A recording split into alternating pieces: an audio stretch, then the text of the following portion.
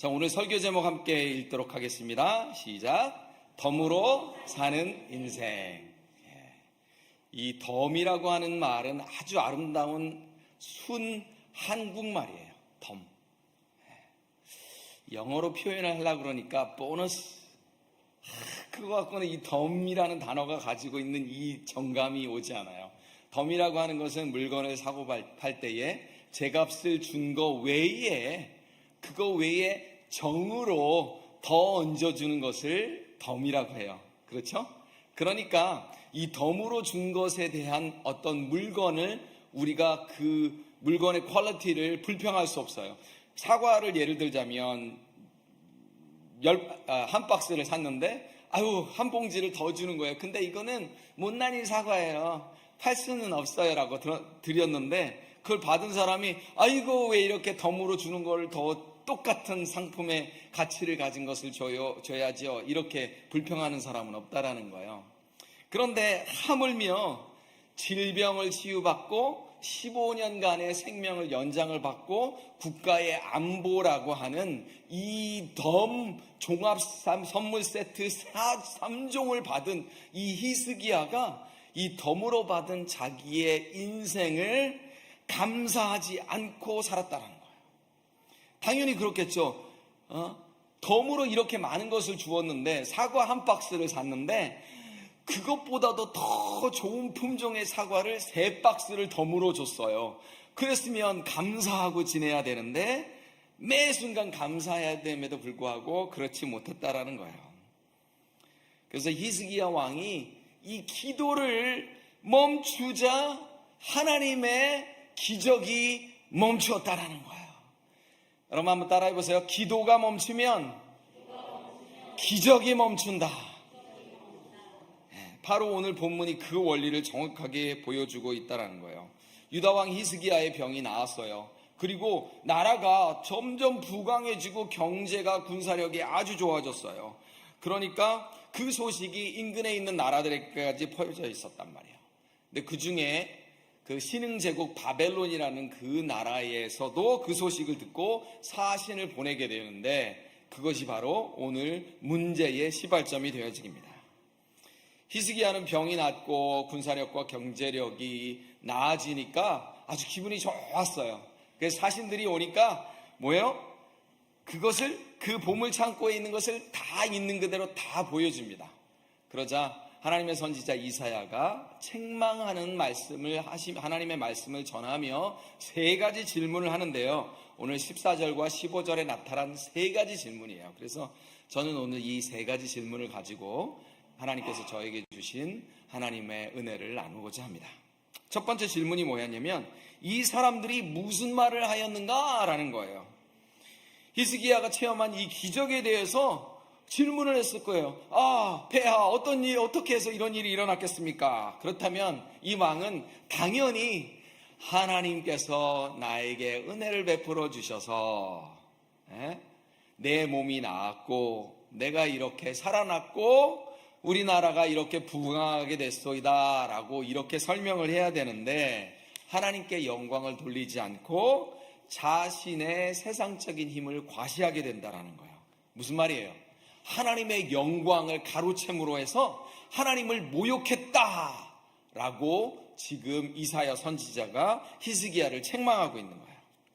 역대하 32장 25절에 보니까 히스기야가 마음이 교만하여 그 받은 은혜를 보답하지 아니하므로 진노가 그와 유대와 예루살렘에 내리게 되었다. 이 사람이 어려우면 하나님께 매달립니다. 하나님 살려만 주시면 웃자고 저짜고 웃자고 해놓고서 위기가 지나가면 어떻게 돼요? 화장실을 다녀왔잖아요. 싹 잊어버린다는 거예요. 은혜를 잊어버리고 그 공을 자신에게 돌리려고 한다는 거예요. 하나님께서 하나님의 은혜로 불치병을 고쳐주시고 국가의 군사력과 경제력이 좋아졌으면 마땅히 하나님께 은혜를 돌려야 되는데도 불구하고 자신에게 공로를 돌리고 있다라는 거예요. 역대하 31절에 보니까 다 같이 한번 읽어볼까요? 바벨론 방백들이 히스기야에게 사신을 보내어 그 땅에서 나타난 이적을 물을 때에 하나님이 히스기야를 떠나시고 그의 심중에 있는 것을 다 알고자 하사 시험하셨더라. 하나님께서 히스기야가 무슨 말을 할지를 옆에서 이렇게 물러나서 보시는 거예요. 그런데 지금 이게 이적이라는 것을 이방인들도 알아요. 이런 일이 어떻게 일어날 수 있습니까? 그러니까 이미 심중에 히스기야의 마음에 교만이 가득 차 있었다라는 거예요. 그러니까 보물창고와 무기를 싹 다 보여줘요. 하나님의 능력을, 은혜를 간증해야 되는데도 불구하고 자기 자랑하기에 바빴다라는 거예요. 우리가 구약 성경에 나타난 전투와 전쟁이 진짜 많아요. 근데 그 중에 가장 대표적인 전쟁의 승리를 꼽으라면 여러분들도 주제없이 여리고성의 그 전투를 꼽을 거예요. 그렇죠? 여리고성은 정말로 난공불락의 그런 정말 어려운 성이었어요. 그런데 이스라엘 백성들이 아주 쉽게 이 성을 함락합니다. 어떻게 했어요? 돌아요. 그리고 소리 질러요. 그러니까 성이 무너져 내렸어요. 그렇죠? 그리고 나서 기세가 등등해지고 이제 조그만 성 아이성을 향해서 진군을 하게 되어지는데 거기에는 뭐 긴장도 하지 않고 단 3,000명의 병사들만 보내어서 병사들이 죽고 퇴각해서 황급히 후퇴를 하게 되어집니다.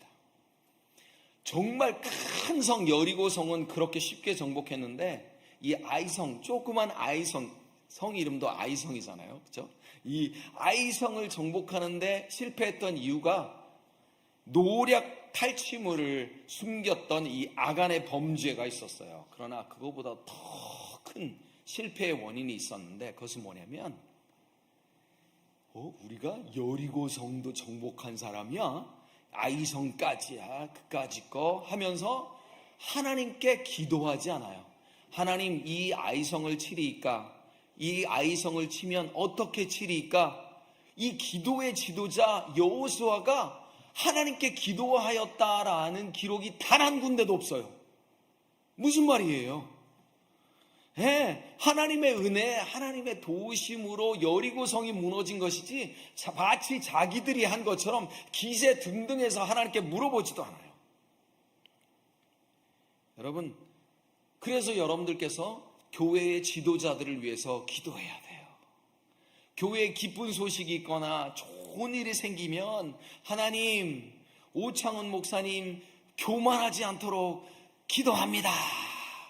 오창훈 목사가 교만하지 않도록 기도하시면 속으로 손드세요.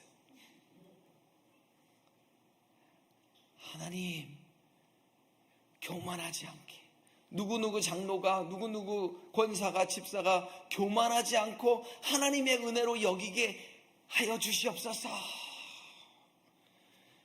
지금 그렇게 하나님의 신실한 지도자 여호수아가 하나님께 물어보지도 않아요. 야, 그냥 3,000명 보내. 야, 거기는 아무것도 아니야. 그거는. 그 마음에 뭐가 들어가는 거예요? 자기네가 했다라는 공로의식이 들어가니까 그랬다라는 거예요. 사도행전 3장에 보면 또 놀라운 이적이 일어나요. 성문에 앉은 안진뱅이를 베드로와 요한이 일으켜 세웁니다.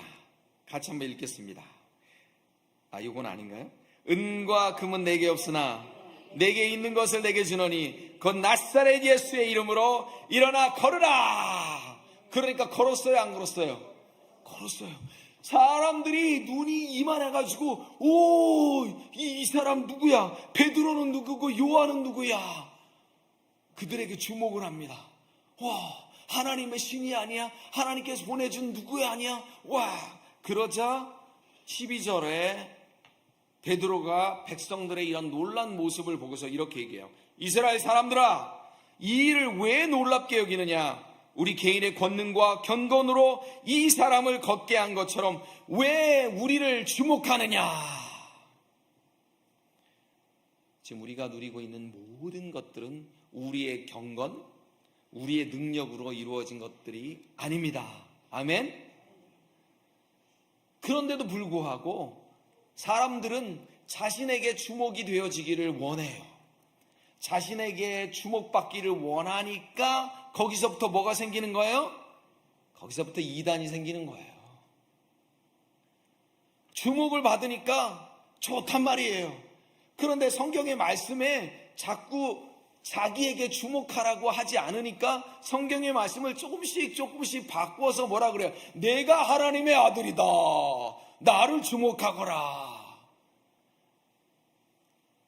우리를 주목하게 해서는 안 되고 하나님을 주목하게 해야 된다.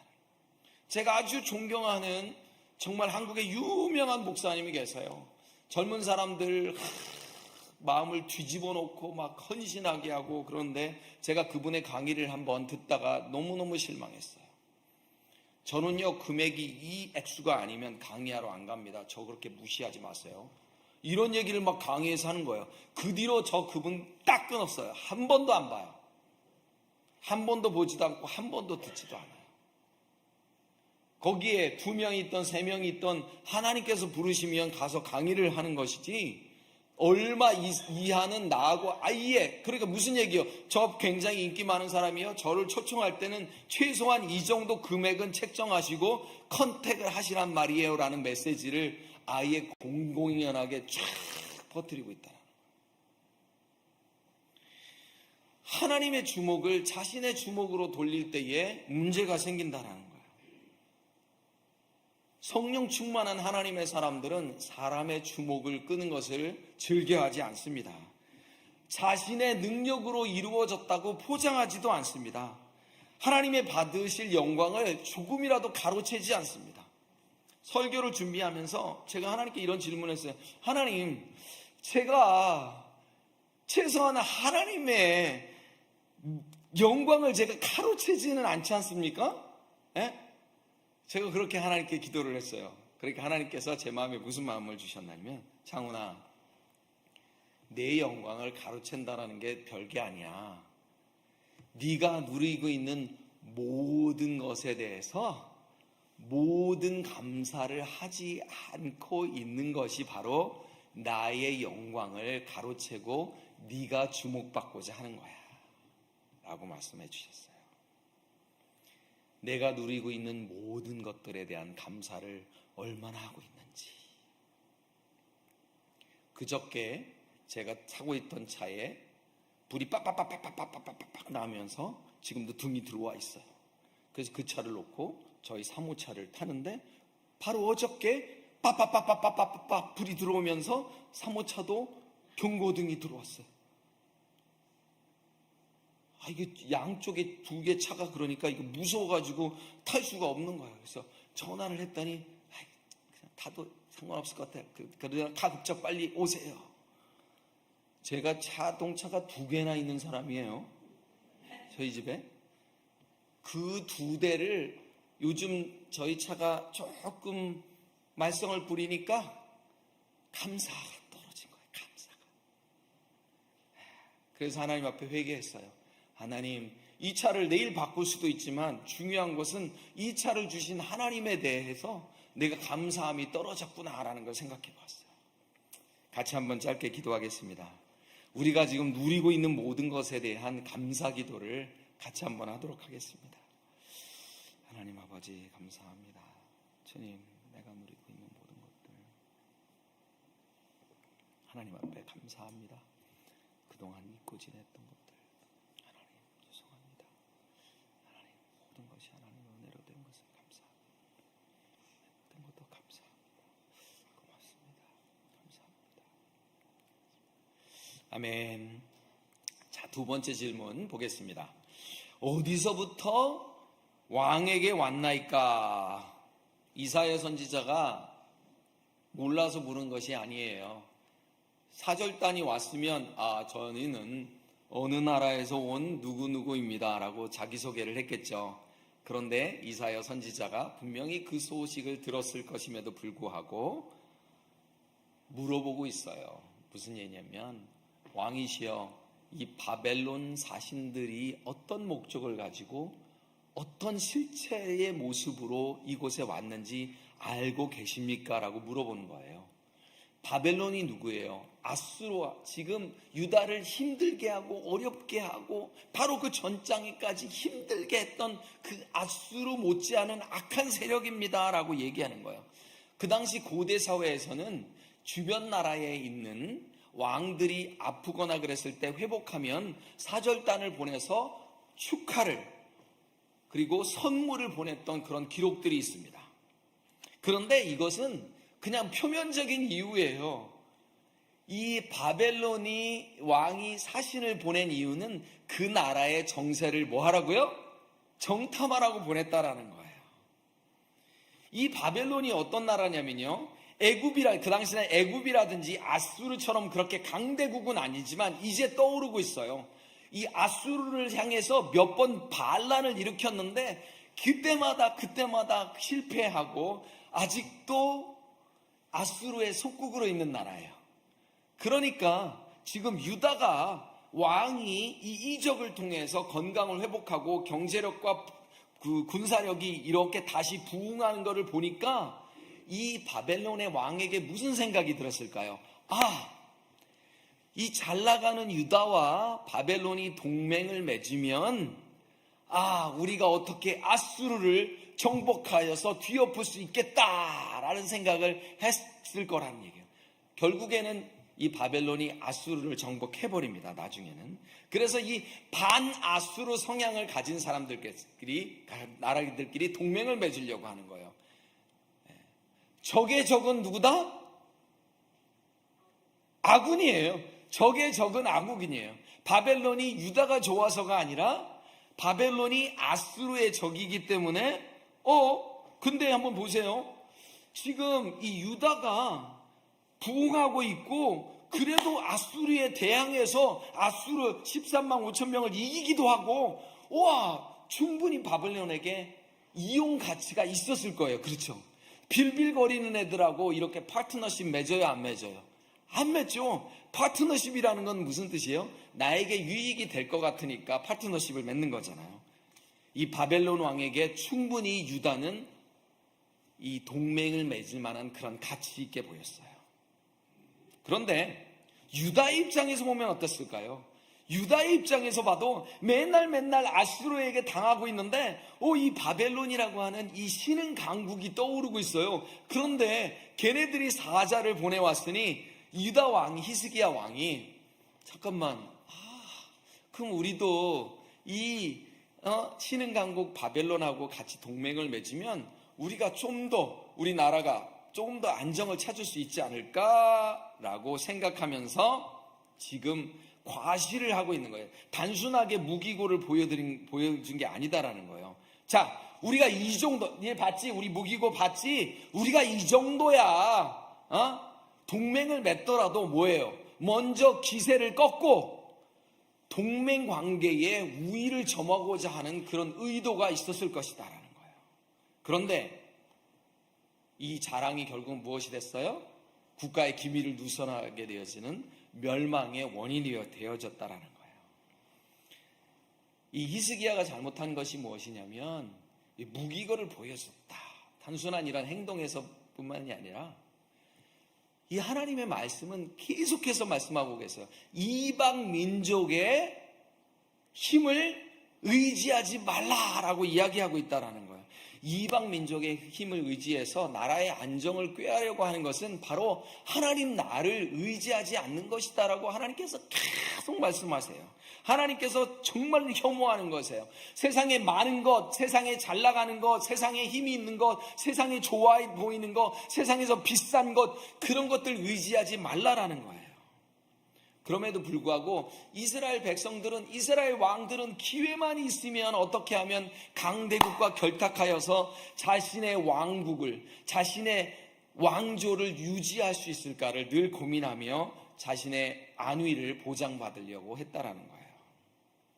이사야서 31장 1절 같이 한번 읽겠습니다. 시작. 도움을 구하러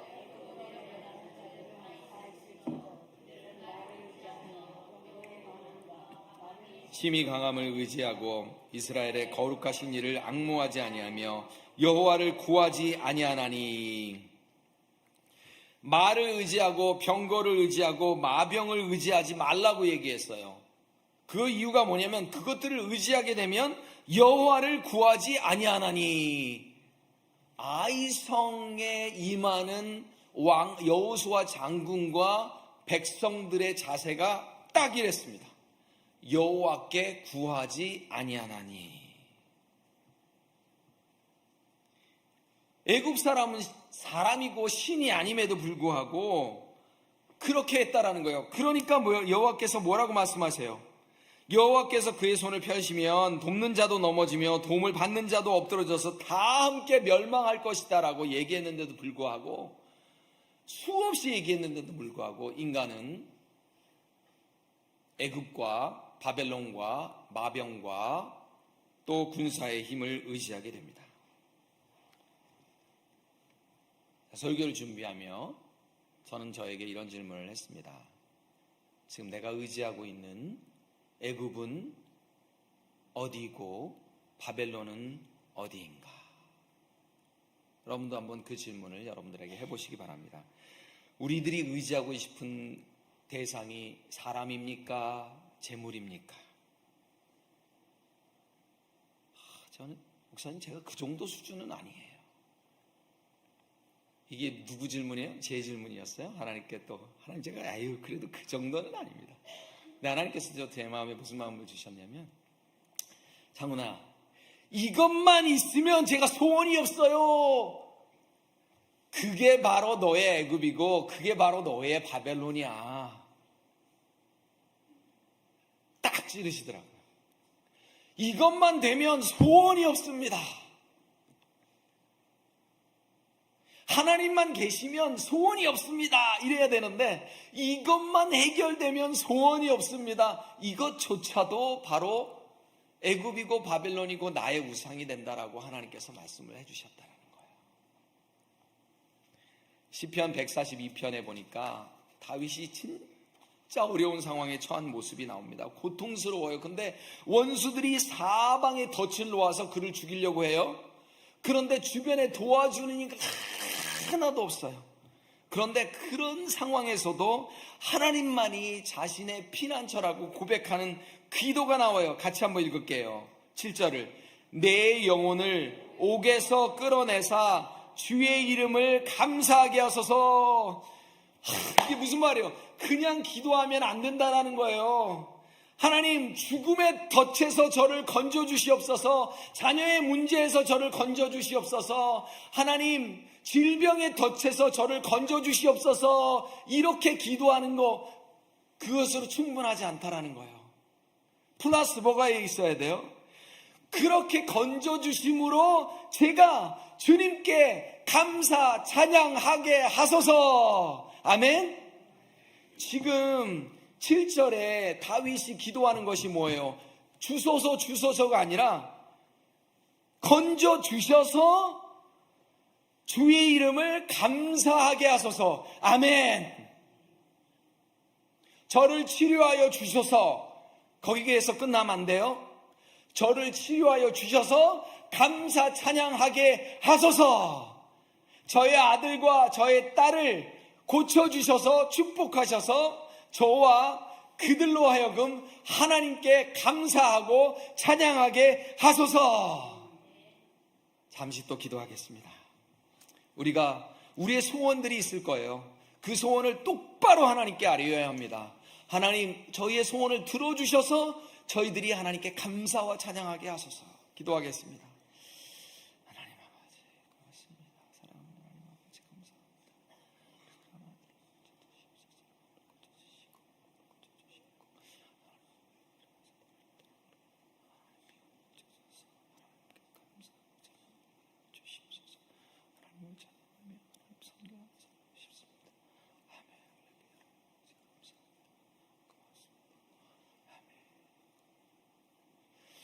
아멘. 하나님께서 우리의 찬양과 감사를 받으실 것을 믿으시기 바랍니다. 그리고 그분은 이미 웃고 계세요. 우리가 하나님께 나와서 하나님 감사합니다 하실 것을 이미 기대하고 계시다라는 거예요. 아멘. 우리도 그 안에 하나님의 미소를 우리가 먼저 보고 기도하셨으니 우리의 기도의 응답이 된 것을 믿습니다. 마지막으로 이사야 선지자가 히스기야에게 세 번째 질문을 하는데요. 그들이 왕국에서 무엇을 보았나이까? 그러니까 뭐라 그래요? 15절 같이 한번 읽겠습니다. 저도 너무 어이가 없어서 매번 읽을 때마다 어이가 없어요. 이사야가 이르되 그들이 왕궁에서 무엇을 보았나이까 하니 히스기야가 대답하되 내 궁에 있는 것들을 그들이 다 보았나니 나의 창고에서 하나도 보지 아니한 것이 없나이다 하더라. 지금 왜 그런 어리석은 행동을 했어요라고 책망하고 있는데 뭐라는 거예요? 내가 자랑할 만해서 했는데 왜 그래요? 라고 얘기를 하고 있는 거예요. 자랑할 만해요. 그래서 다 보여줬죠. 여러분, 자랑할 만해서 자랑했는데 그게 문제가 될까요? 이게 무슨 뜻이냐면요, 신났어요. 지금 바벨론 사신이 와가지고 다 보여지면서 신났어요. 무슨 얘기예요? 하나님보다 자신이 가지고 있는 이 무기와 보물들을 더 자랑스러워하고 신뢰하고 있다는 거예요. 하나님의 종인 그가, 하나님께서 세우신 그 유다의 왕이 다른 나라의 왕들과 지금 똑같은 것을 자랑하고 있다는 거예요. 다른 것들, 하나님보다 다른 것들을 더 의지하고 있다는 뜻이에요. 히스기야 왕, 나쁜 놈, 이렇게 우리가 말할 수 있을까요? 인간의 본성은 겸손이 아니고 원래 자랑하게 되어 있습니다. 어떤 시무장로님 중에 한 분이, 저희 교회에게는 아니에요, 오해하지 마시기 바랍니다, 낚시광이에요. 낚시를 너무 좋아하는데 금어기가 풀렸어요. 여기 뉴저지 같은 경우는 8월 1일로 금어기가 풀렸답니다. 그러니까 물고기들이 얼마나 많겠어요, 그죠? 그동안 물고기 아니에요. 날씨가 너무 좋아. 배를 타고 나가면, 근데 주일날 아침에 가야 되는 거예요. 이 장로님이 고민하다가 결국은 교회에다가 목사님한테 전화를 걸어요. 목사님, 제가 몸이 좀 안 좋아가지고 오늘 교회를 그러고서 어떻게 갔어요? 어디 갔어요? 낚시하러 갔어요. 그래서 그냥 이야기예요. 하나님의 천사가, 하나님, 저 장로 벌 주셔야죠. 내가 다 알아서 할게. 그래서 이 천사가 막 흥분했어요. 근데 세상에 인생의 월척을 잡은 거예요. 그렇게 큰 고기를 잡은 적이 없어요. 그냥 사투 끝에 그 큰 물고기를 잡았어요. 그러니까 하나님의 천사가, 하나님, 벌을 주어도 시원찮은데 어떻게 그 장로가 그 인생의 월척을 잡도록 내뒀냐고요. 그런 복을 주셨냐고요. 그러니까 하나님께서 그렇게 얘기해요. 야, 이거는 벌 중에 벌이야. 그게 어떻게 해요? 그러니까, 야, 이 장로가 주일 아침에 낚시 가갖고 월척을 잡았는데 어디 가서 자랑할 수 있겠냐. 자랑하고 싶어가지고 아주 그냥. 왜냐면 낚시꾼들은 어떻게 해요? 언제요? 몇 시쯤이에요? 어디에서요? 그 스팟을 물어볼 거 아니에요. 말할 수가 없다라는 거예요. 저와 여러분은, 그리고 우리 교회의 자랑은 무엇입니까? 도대체 무엇을 자랑하고 있습니까? 교회에 화려한 건물을 짓고서, 저희 교회는요, 지하철하고 바로 에스컬레이터로 연결돼요. 저희 교회로 오시면 편합니다. 과연 이것을 자랑하시겠습니까? 무엇을 자랑하겠습니까? 교회가 세상에 있는 가치와 똑같은 것을 힘과 능력과 성공을 자랑하면 교회가 세상과 다를 것이 무엇이냐라는 거예요. 근데 여러분 잘 생각해 보세요. 세상에 잘 나가고 똑똑한 사람이 교회에 많을까요? 교회 바깥에 많을까요? 바깥에 많죠. 왜냐하면 그 사람들은 그게 목적이니까 어떻게든 수단과 방법을 가리지 않고 그것을 이루어내려고 할 거예요. 그런데 교회 안에서 세상 사람들과 똑같은 것을 자랑하고 또 성공을 부러워하고 그런 모습이 있다면 하나님께서 진노하신다라는 거예요. 빌립보서 3장에 바울 사도가 육체가 아닌 그리스도를 자랑하라. 미리 말하면 그리스도만 자랑하라. 당시에 빌립보 교회 안에는 육체의 할례를 받았던 사람들이 있어서 그것을 자랑했어요. 구원의 표식이다, 육체의 할례가. 그러니까 바울이 야, 나도 인간적으로 자랑한다 그러면 정말 너희들 내 발꿈치도 못 따라와. 그러나 나는 이 자랑할 세상의 것들이, 내가 이루어 놓은 것들이 구원에 전혀 도움이 되지 않고 하나님을 섬기는데 전혀 유익이 되지 않기 때문에 나는 이것들을 무엇으로 여긴다? 배설물로 여긴다. 흔히 말하면 똥으로 여긴다 라고 이야기했다라는 거예요. 저와 여러분은, 우리 모두는 우리의 노력과 행실로 의로워진 사람들이 아니에요. 우리가 의로워진 이유는 예수 그리스도의 보혈 때문이지 우리가 무엇을 잘한 것이 때문이 아니다라는 거예요.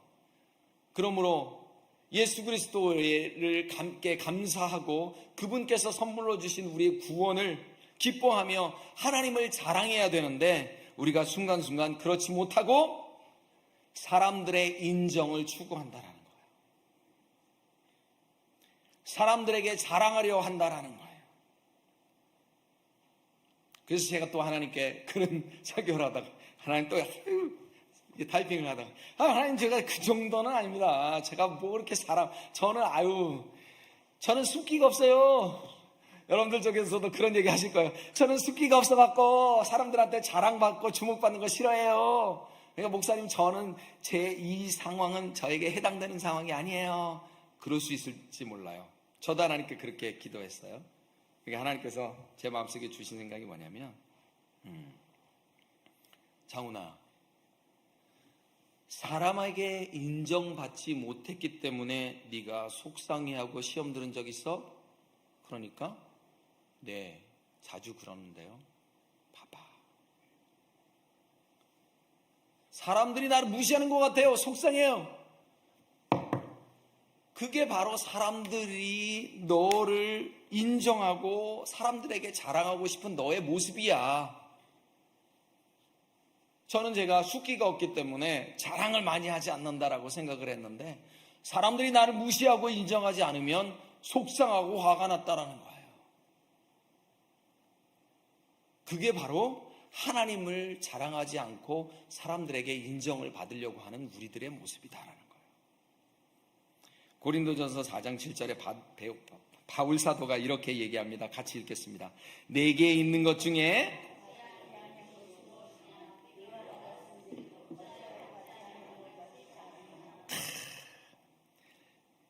네가 누리고 있는 모든 것들 중에서 내가 안 준 것이 무엇이냐?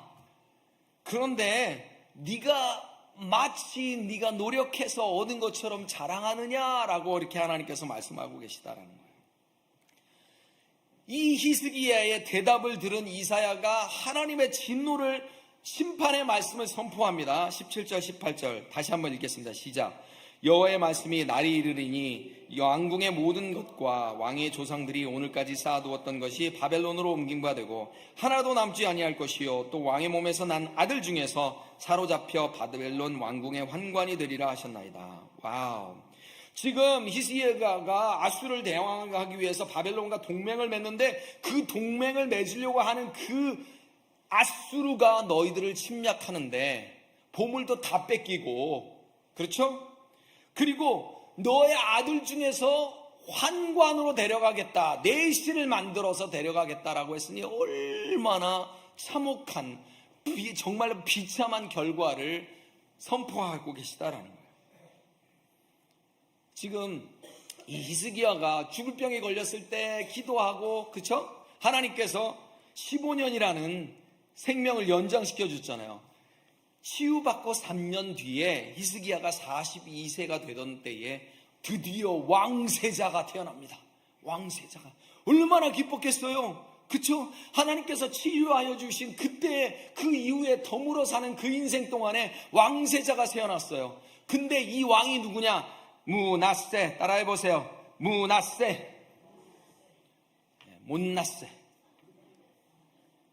이 왕이 유다 역사상 가장 악한 왕이에요. 하나님께서 덤으로 주신 그 시간 동안에 낳은 왕이 유다 역사에서 가장 악한 왕이에요. 근데 그 악한 왕이 5개월도 아니고 5년도 아니고 무려 55년 동안이나 유다를 다스리네요. 아버지가 다 철파했던, 없애버렸던 우상의 신당을 다시 세우고 백성들로 하여금 격려해갖고 우상을 섬기게 해요. 여러분, 하나님께서 베푸신 은혜의 시간 덤으로 준 것이 지금 복이 뭐가 됐어요?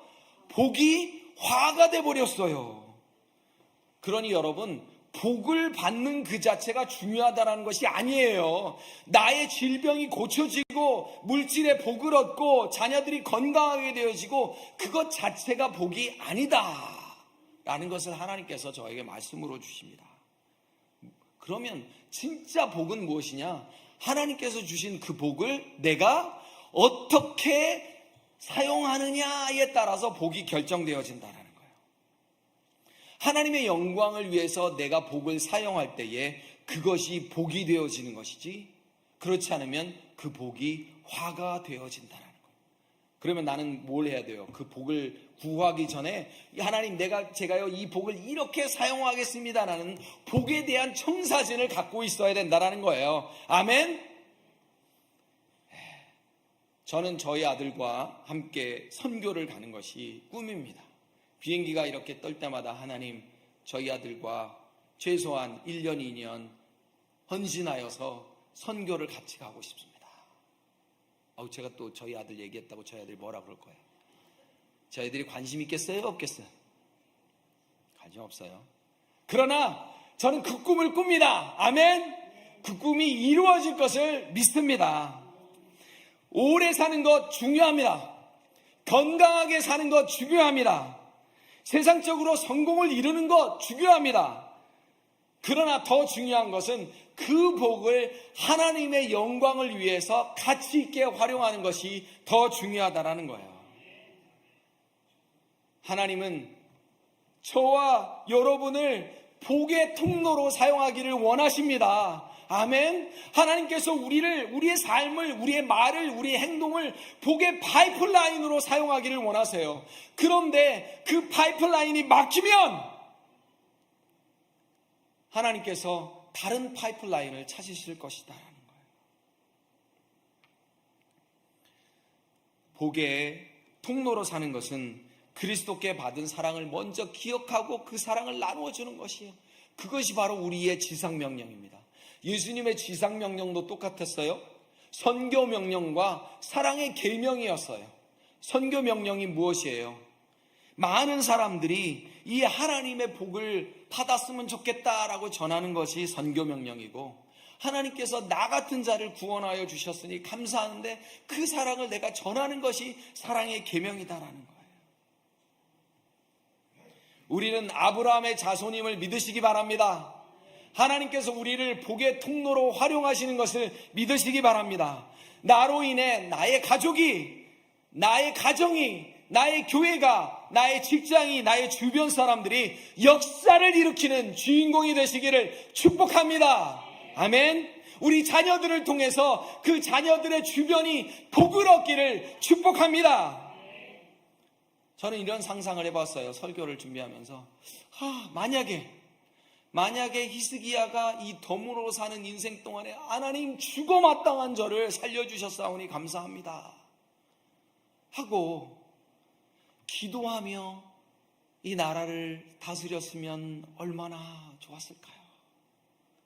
제가 서두에 말씀드렸습니다. 기도가 멈추자 무엇이 멈췄어요? 기적이 멈추었습니다. 그러면 어떻게 이 역사가 어떻게 바뀌었을까 정말 궁금합니다. 하나님께서 얼마나 더 많은 기적을 베푸셨을까 궁금합니다. 자신의 사명을 잃어버렸어요. 같이 한번 기도하겠습니다. 하나님, 저와 저희 가정이, 저희 교회가, 저희 자녀들이 복의 통로가 되도록 복을 허락하여 주시옵고 그 복을 잘 사용케 해달라고 같이 한번 기도하겠습니다. 하나님 아버지 감사합니다.